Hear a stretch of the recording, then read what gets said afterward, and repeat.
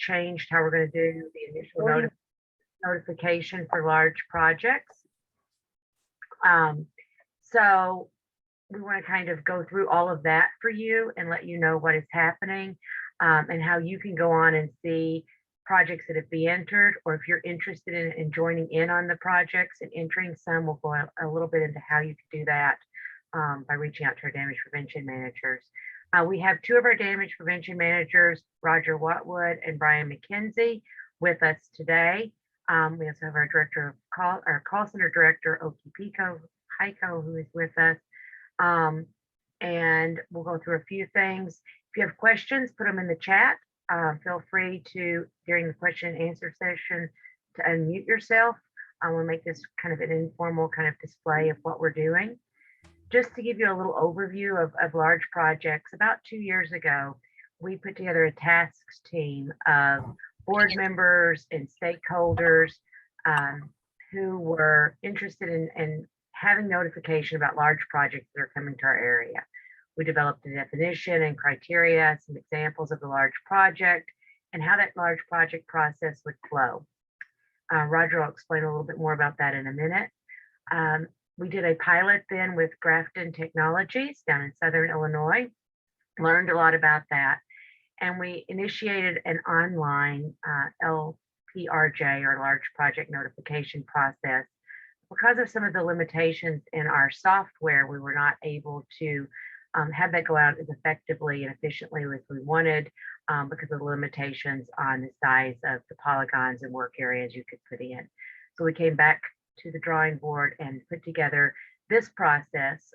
We have an online submission form that our pilot project participants or additional utilities can use to enter their projects, and then what we call the LPRJ Dashboard, which is going to be a map where you can go on and see what is happening in your area. And that's the part we're going to go over today, as well as kind of the large project process. This is still a pilot, so this is the chance to say, we like this process, we wish it did this. We really like this part did not help us. We'll be looking for feedback from all of our members throughout this process, and we'll be reaching out to everyone, every couple months, just to see how things are going. Are there things you like about it? Does it work? Are there things that could make it work better? Really want this to be interactive and have people give us feedback to make this a process that works for everybody. At this time, I'm going to share the screen that shows our large project process and let Roger Watwood, our damage prevention manager, walk you through that. And then Roger will be able to take over and show you how to use the LPRJ dashboard. Thanks, Amy. Yeah, as you'll see on the screen, we have a flow chart here for our large project process. And what we've actually been discussing with you, Amy has so far, is that, large projects, basically anytime that you have several normal notice locate requests that are contiguous to each other, or one very large area, that's basically a large project. We're not trying to funnel out too many of them. We'd rather have more projects submitted than we would miss one that we really wish would have been submitted. So really, you kind of think about it and look at it and say, okay, is this really a large project? Is it going to impact the existing facility owners and operators dramatically? And it's a yes or no. If it's really no, well, okay, then you can go ahead and just submit your normal notice, locate request, another type of locate request as always. Or if you do go through the large project process, well, then we go through the large project information portal. It's a brand new, as Amy said, it's kind of like phase 2 here of how you submit the data, submit the information. You can create a polygon or a shape, geographical shape around the proposed work area. And then that information goes into what we call a large project dashboard. And I'll be showing you that dashboard here in just a minute.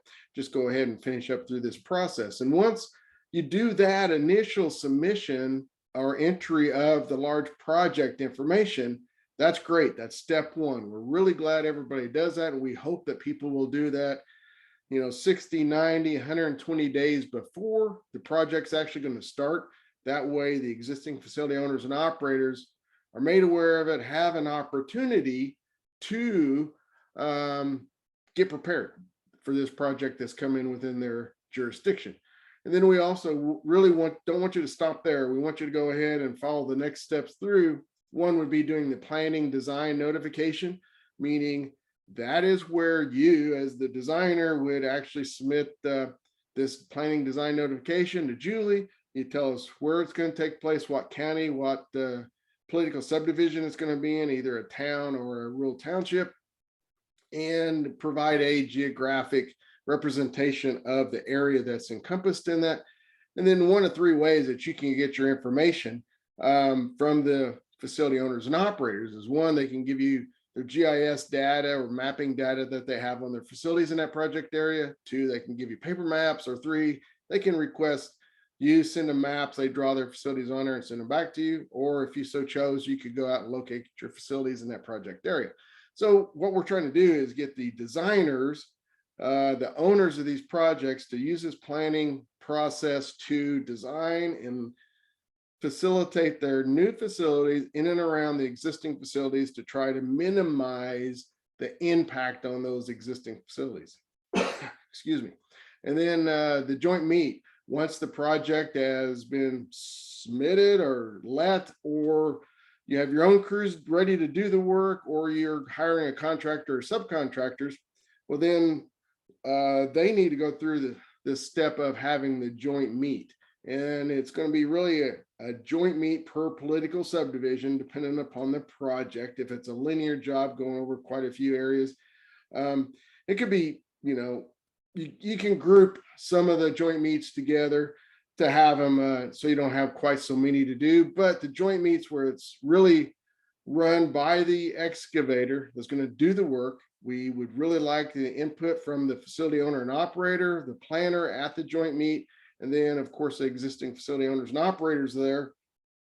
Have a meeting, discuss this project, come up with a construction schedule, a sequence, where the work's going to start, how it's going to progress throughout the project, how the tickets are going to be entered, so everybody understands exactly what's going on. There's no questions. They can work through the process together.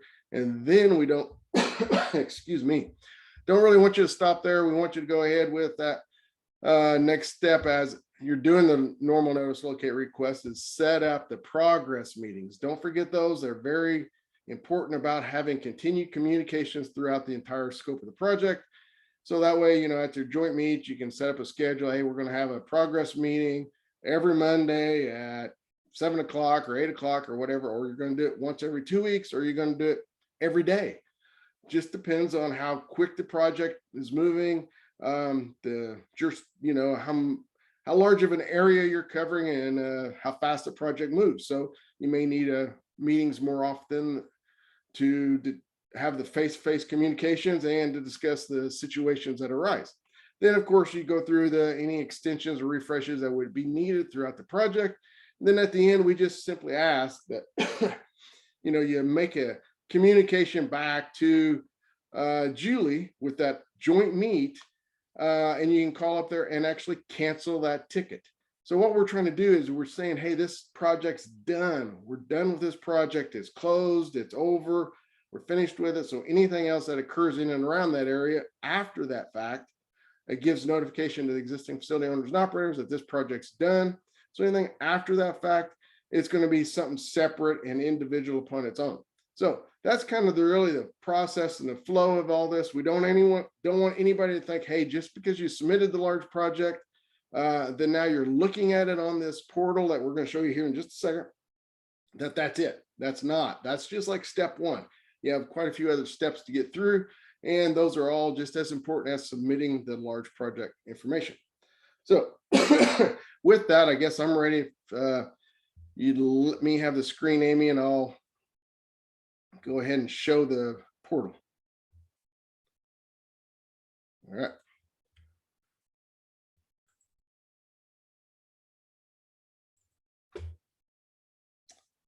Well, where did it go? Sorry about that. Okay. Amy's going to be sending out the link after this meeting to this website. But as you can actually see on my screen, you could do a screenshot here and you can actually see the link for this particular dashboard, large project dashboard. And whenever you first come into this, you're going to come into it with this disclaimer. It's always going to pop up every time you refresh the page or every time you exit out and you come back in. You will always be asked to acknowledge this, read it and acknowledge it, because basically what we're saying is all the information that is supplied here is public because it's out on a public website. It's there, it's used on a as supplied basis. It's as is. We don't warranty or guarantee any of the information that's available. So you'll have to go ahead and hit the I agree and say, okay. And now you're into the portal, excuse me, or the dashboard, excuse me. And this is what you see once you first come in here. Of course, you'll see in the upper left-hand corner, Julie's large project dashboard. This was developed basically using the Esri platform by our GIS director, Bert McAlpine. He developed this for us, and we're just glad that we have this information, and he was able to bring this to us so that we could bring this to you and show you the information that's available for your use in submitting large projects. And then you can go through at your own frequency, whether it be daily, weekly, however often you'd like to refer back to this and see what new projects have been submitted and see if those are within your jurisdiction. So saying that, we have different ways that you could actually filter the state of Illinois to determine what your needs are. And you can filter by county. So if I wanted to come down here and just select the county, I can select it and filter by that. I know I have some projects here in Peoria, so I could just select that, Peoria, and it actually zoomed in to Peoria County for me, and you can see all the different projects that have been submitted here in Peoria in that particular county. If I actually had a name of the large project, I could actually type it in and use this filter here, or if I had the global ID number, I could actually type that in. So really at this beginning stage of this pilot, really these last two, they're not, those filters aren't going to be so impactful right now. I think you could zoom by county and get all the information you need. Maybe if this really takes off and we have hundreds of projects, you may want to know the project name or have the ID, and then we can actually search by those methods and filter out the data that you don't need. But I'm going to go back to the home view,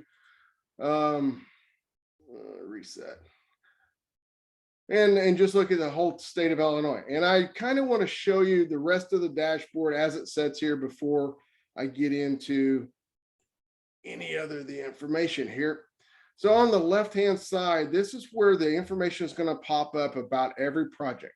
The information that was submitted by the owner of the project, meaning the company name, company address, of course, contacts with the company, what the project was called, the linear footage or area of the project, their anticipated start date, anticipated completion date, what types of facilities they are, what types of excavation is going to take place. Is it going to be directional boring or open cut? The depth, is it going to be less than 7 feet, greater than 7 feet, or a combination thereof, or are they unsure majority of the work? Where is it going to be located, private, public, or both? In this particular case, it's public right of way, what we're looking at here over here in this example. Then the contact names, their email addresses, and then if they have any information, this is a global ID I told you that we could use as a filter. Every project that is submitted will automatically be provided this global ID. It's just identified by Esri, by this product. So there's no way that you can pick a global ID. It automatically places one for you. And then if there were any documents that the facility owner and operator wanted to submit with this large project notification, they can also do that when they submit it. And so in this case, excuse me, there was a zip file for the GIS data that they had for this grant project. So in that case, you could actually click on that. It will download the zip file for you on your own computer. And this will be Google Earth Pro. You can open it up and you can actually see their line data in this for this particular project.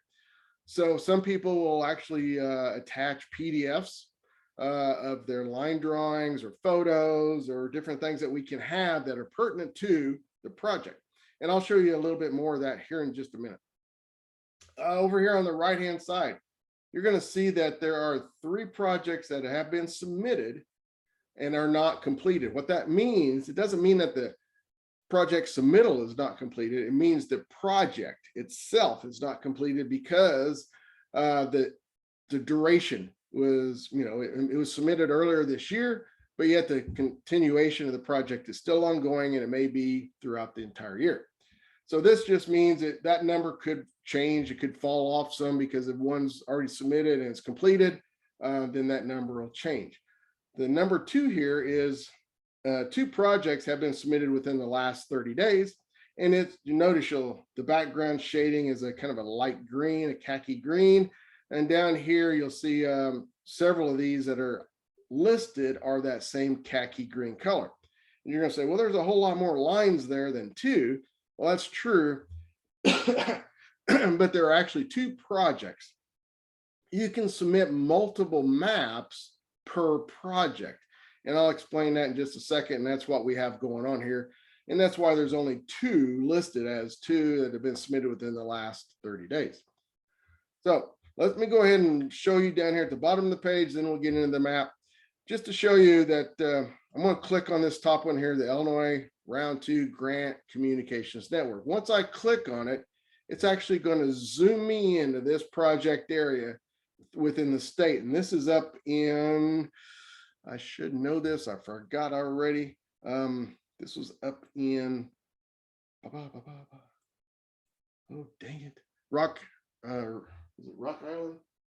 Yep, Rock Island County, Illinois. So sorry about that. I went brain dead there for a minute. It's up in Rock Island County.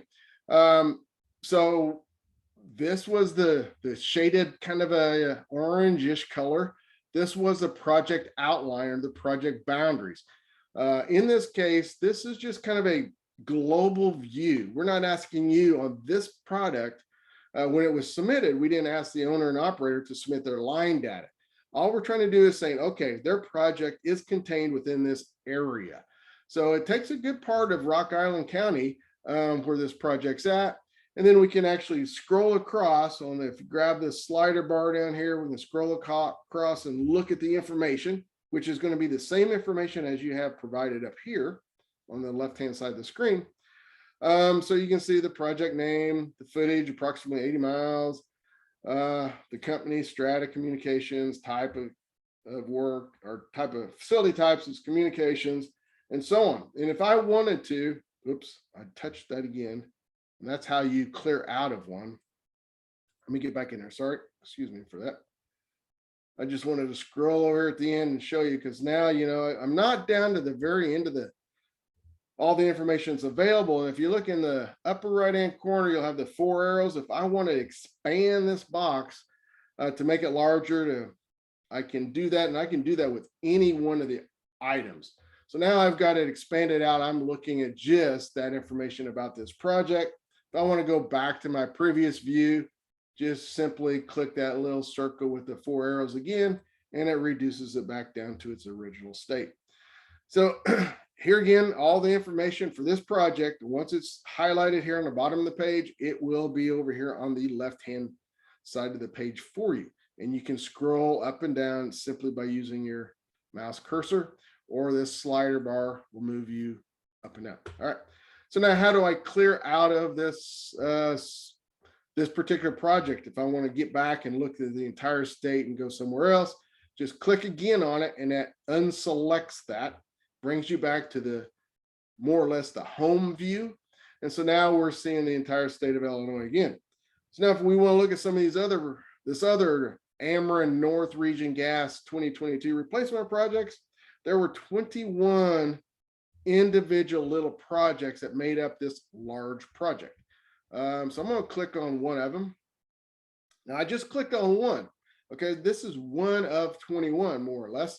But if you look over here on the left-hand side, The reason it was submitted this way was because it's the exact same contact information.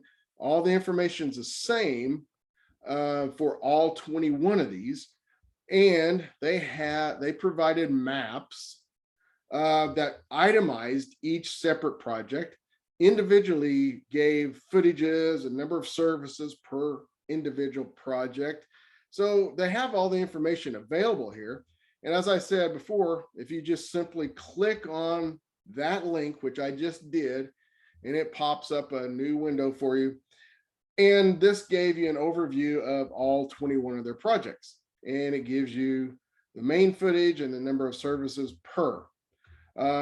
So what this did is to kind of give you an overview. They provided individual maps. You can scroll over here and look at all the different maps they have that the owners submit about the different projects.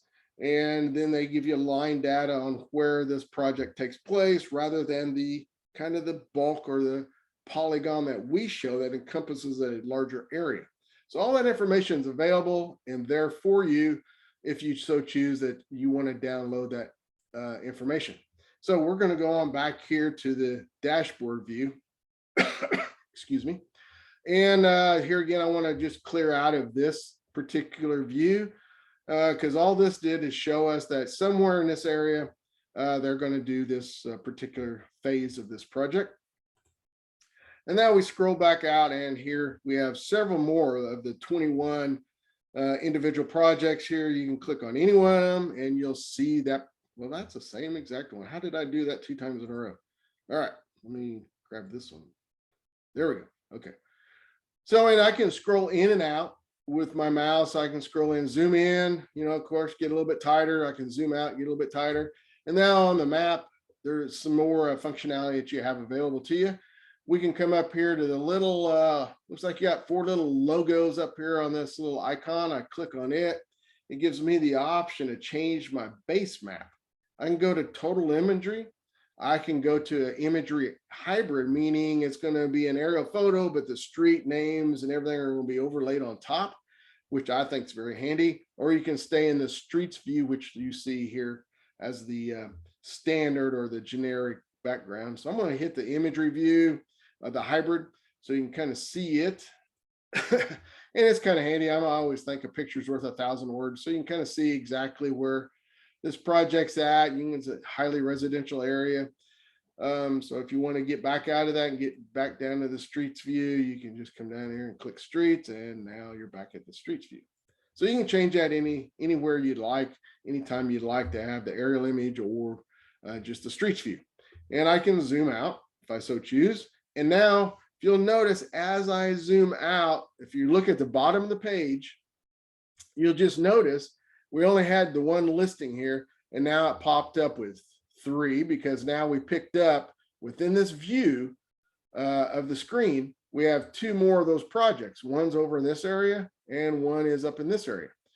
And if we keep scrolling out, more and more of them are going to start popping up. So it's a dynamic map. So as you scroll in or out, the number of projects available on your viewing perspective change based on the level of zoom you're at. So with that, if we just wanted to simply go back out to the state view, I'm going to just deselect, get back out to the state. Now let's say you have a project in the area, there's some work going to go on. So let's just take a look at it. I know what part of the state I'm in. I don't need to be scrolling around. I can just come over here and I want to just zoom into, I'm pretty sure I'm in the right county. I may have went to the wrong county. Nope, I did. Okay. I can grab and drag, of course. Oh, get that out of here. Yep. Okay. I was in Madison and it's actually in St. Clair. So, okay. So now I can actually see, I'm in St. Clair and now I see one of the projects pop up here. And if you'll notice, it's white. It's not highlighted with the background of green. That's because it was one of the more original projects that were submitted. And we did this, this was submitted back in the UCM, and we used this as we were developing this software. We entered this project, and it's here and it's available. So I'm going to go ahead and click on it. It's zoomed me into this project. And if you'll notice, it kind of just highlighted that whole poly with a little bit of a magenta shaded area just to bring your attention to that project polygon. So in this case, this is the St. Clair County Highway project that they have. It's Frank Scott Parkway East, and this is the project limits that we drew in based off the mapping and the information that was provided to us for this project when we submitted it.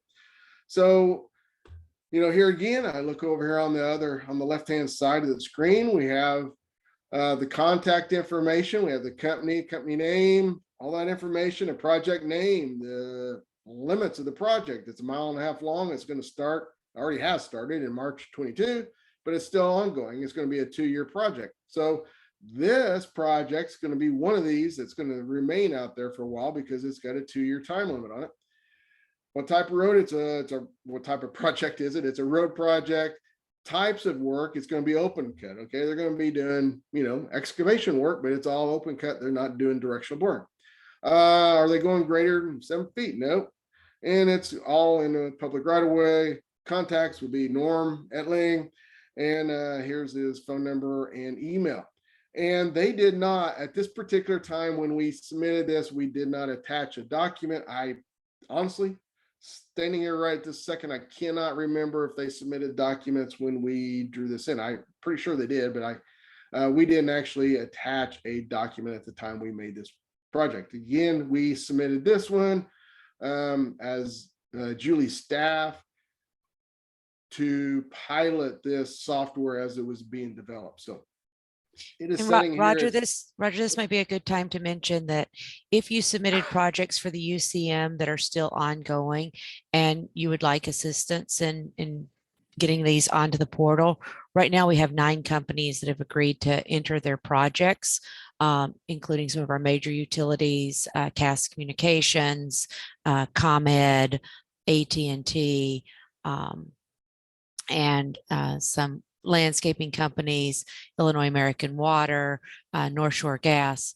But if you have projects that you would like to enter that you may have submitted to a UCM, or that your company would like to be a part of this pilot and entering your own projects, as well as just going to view them, please reach out to one of our damage prevention managers who can provide you some assistance and additional training in that.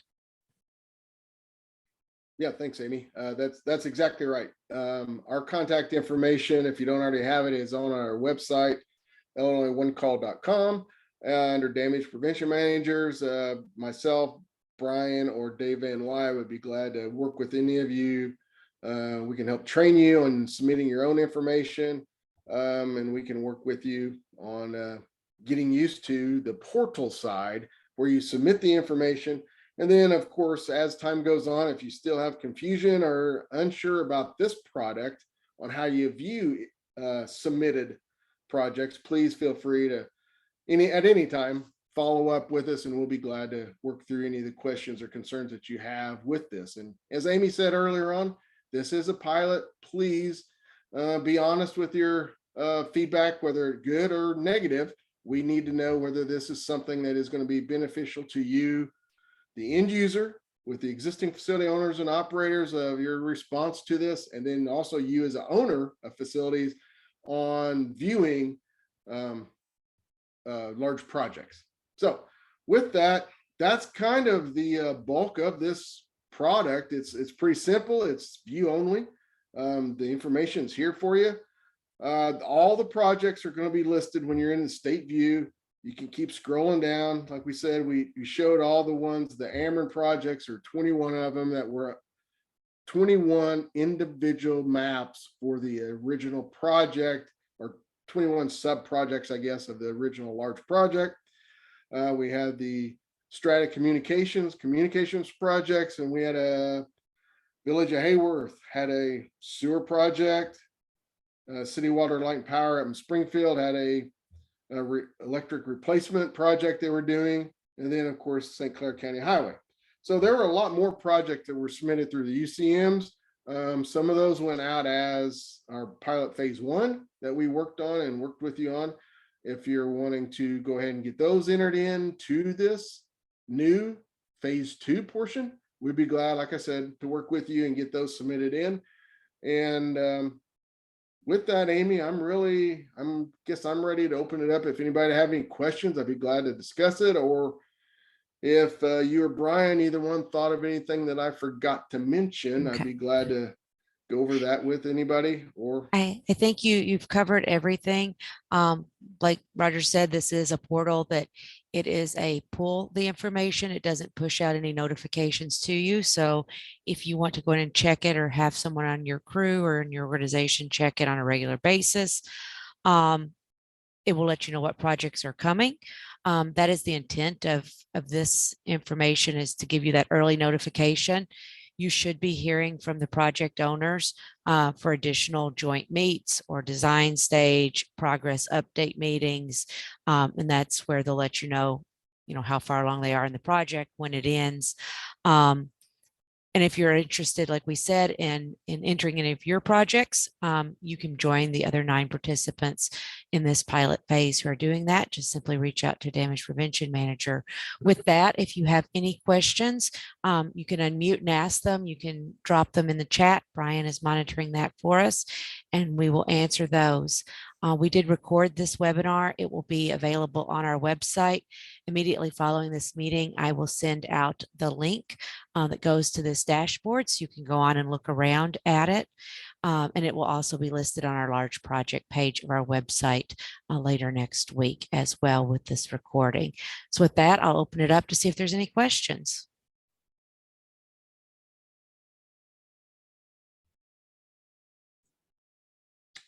But nothing in the chat so far, folks. So I'm here if you need us.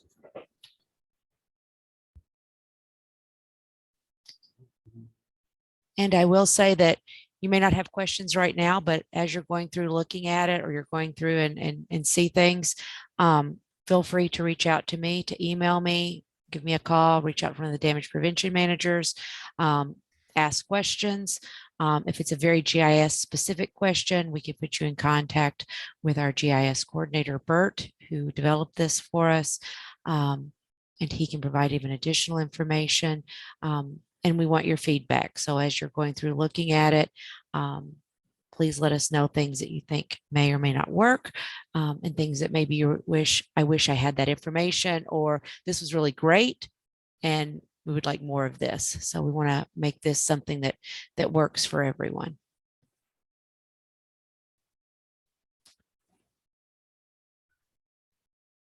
All right. If we don't have any more questions, I want to thank you for joining us, for taking a look at this. I'll watch for an email sometime later today with this link. Take a look at it, and please reach out with any additional comments or ways we can assist you. Thank you, Amy and Roger. Thank you, everyone. yep, thanks for your attendance. Appreciate it.